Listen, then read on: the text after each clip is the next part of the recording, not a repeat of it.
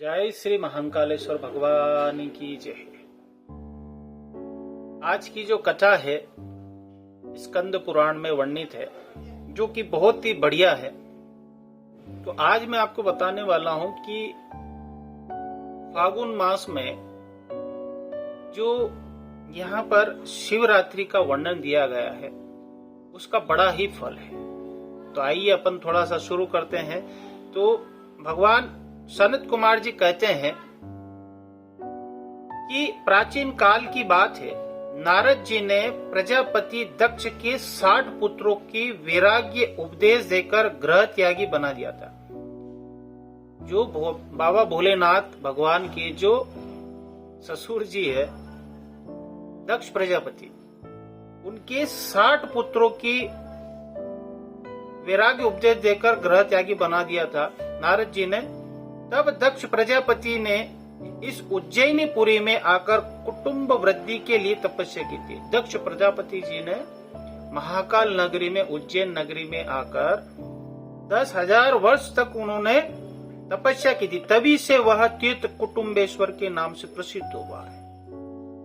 उस तीर्थ में स्नान करके पवित्र हो सनातन ब्रह्म का जप और ध्यान करते हुए प्रजापति दक्ष ने 10,000 वर्षों तक बड़ी कठोर तपस्या की थी।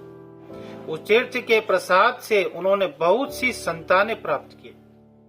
वहां पे तपस्या करने के बाद में उन्होंने बहुत सारी संतानें प्राप्त की। उन प्रजाओं को पाकर भी प्रतापी दक्ष प्रजापति के नाम से विख्यात हुए। ब्रह्मा जी ने भी वहां दुष्कर तपस्या की। भगवान ने भी महाकाल नगरी में तपस्या की थी। आज भी वहां चतुर्मुख शिवलिंग दर्शन होता है। चतुर्मुख शिवलिंग दर्शन होता है। वहीं भद्रपीठ पर विराजमान एक देवी है। वहीं पर भद्रपीठ पर विराजमान एक देवी है जो भद्रकाली के नाम से विख्यात है। वे सदा वही क्रीड़ा करती है और नियम पूर्वक रहती है। उन्हीं के द्वार पर क्षेत्रपाल भैरव की स्थिति है, जो काल भैरव जो उज्जैन में स्थित है। वे भद्रकाली देवी के द्वारा पूर्णवत पालित होकर सदा चौतरे पर स्थित रहती है। जो मनुष्य सदाचार का पालन करते हुए इस तीर्थ में स्नान करते हैं और उन्हें जन्म भर कोई वस्तु दुर्लभ नहीं है, जो आप चाहो वो मिल जाता है। अब यहाँ पर दे रखा है कि जो फागुन में कृष्ण पक्ष में जो त्रयोदशी चतुर्थी होती है उसे शिवरात्रि कहते हैं। फागुन में कृष्ण पक्ष में जो त्रयोदशी होती है, चतुर्दशी होती है, उसे शिवरात्रि कहते हैं। उस दिन मनुष्य स्नान करके रात भर जागरण करे।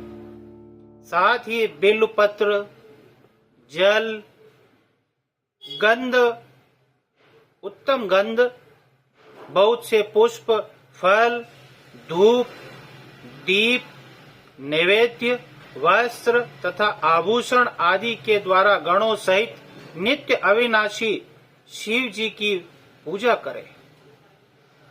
जो ऐसा करता है उसका सब पाप नष्ट हो जाता है और वह मनुष्य भगवान शिव के लोक में प्रतिष्ठित होता है। तो दोस्तों, जो फागुन मास में जो त्रयोदशी चतुर्थी आती है उसे शिवरात्रि कहते हैं। उस दिन आप इन चीजों को आप चढ़ाते हैं तो आपके सब पाप नष्ट हो जाते हैं। तो आज की ये शिव महापुराण की कथा आज तक के लिए इतना ही था। आप मेरे चैनल को सब्सक्राइब कीजिए, कमेंट्स कीजिए, लाइक कीजिए। और भी अच्छी जो कथाएं हैं शिव महापुराण की मैं आगे लेकर आऊंगा। तब तक के लिए जय श्री महाकाल, हर हर महादेव।